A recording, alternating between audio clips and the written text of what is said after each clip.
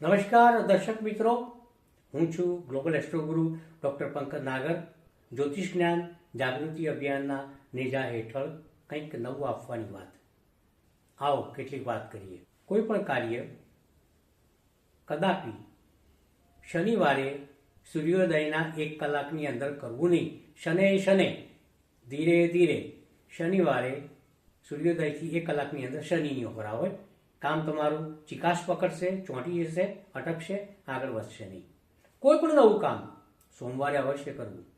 ચંદ્ર અતિ ગતિશીલ ગ્રહ છે, એની વેલોસિટી ન માપી શકાય એટલી છે. એટલે સોમવારના દિવસે સૂર્યોદયના 1 કલાકની અંદર ચંદ્રની હોરામાં કામ કરવાથી તમારું કામ સફળ થશે, એમાં લેશ માત્ર શંકા નથી. કેટલીક બીજી અગત્યની વાતો મિત્રો.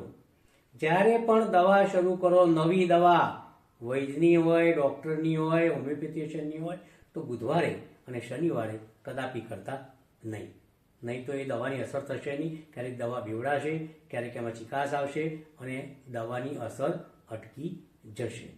બીજી કેટલીક વાતો, અગત્યની વાતો.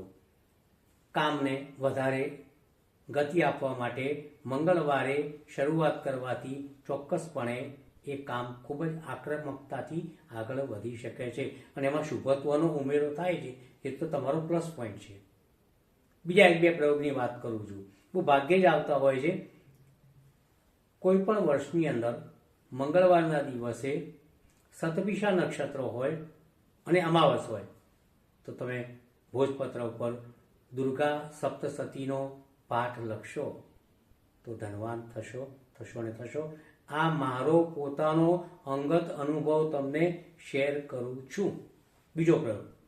સોમવારનો દિવસ હોય, રોહિણી નક્ષત્ર હોય અને પૂર્ણિમા હોય, પૂનમ હોય, તો એ દિવસે રાત્રે ચાંદનીના પ્રકાશમાં, પૂનમના પ્રકાશની અંદર ભોજપત્ર ઉપર જો તમે શ્રી સુક્તમ, લક્ષ્મી સુક્તમ, કનકધારાના પાઠ કે સ્ત્રોત લખશો તો એનાથી તમારી સંપત્તિની અંદર દિન દુગુના રાત ચોગુની જેટલી પ્રગતિ, ઉન્નતિ થશે એમાં મને લેશ માત્ર શંકા છે જ નહીં. ઘણી બધી વખત મિત્રો હું તમારી સમક્ષ જ્યોતિષની કેટલીક અગત્યની વાતો શેર કરતો રહું છું.